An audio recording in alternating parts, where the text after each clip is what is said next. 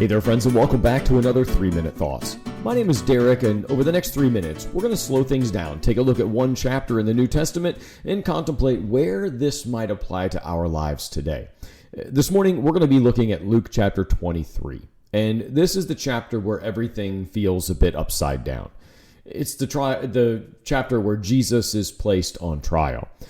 But it's not really about truth. It's about pressure, politics, and even a bit of perception. Pilate doesn't find him guilty. Herod doesn't either. Over and over, the verdict should be, release Jesus. But the crowd keeps pushing, and eventually, Pilate gives in. He knows what's right, but chooses what's popular. And just like that, an innocent man is condemned to die. There's a moment where they offer to release a prisoner, Jesus, or this hardened criminal named Barabbas. Barabbas is actually the guilty one. He's violent and he deserves punishment based on their own laws. Jesus, however, is not, and the crowd chooses Barabbas over Jesus. It's one of the clearest pictures in the entire chapter. The guilty goes free, the innocent takes his place. And then Jesus is led to the cross. He's beaten, he's mocked, and he's publicly humiliated. And in the middle of all that, he says something that almost doesn't make any sense.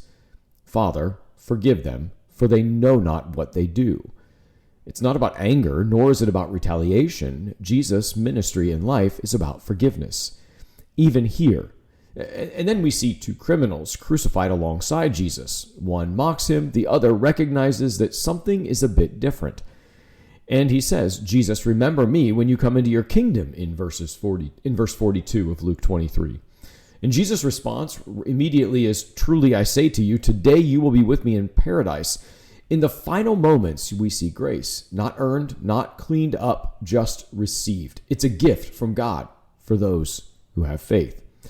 Then darkness falls over the land, and Jesus cries out, Father, into your hands I commit my spirit.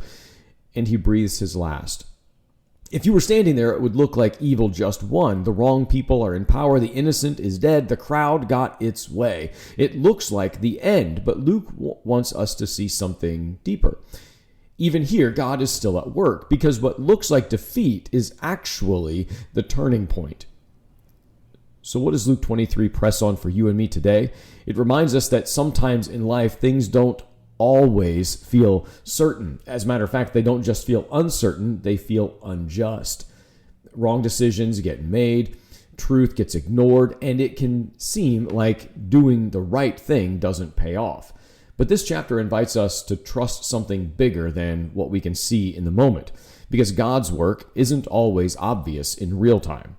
And just because it looks like things are falling apart doesn't mean they actually are. Maybe our question for today is, where in your life does it feel like evil or just wrong is getting the upper hand? Because Luke reminds us this is not the end of the story. Thanks for taking this morning with me. Be well, friends.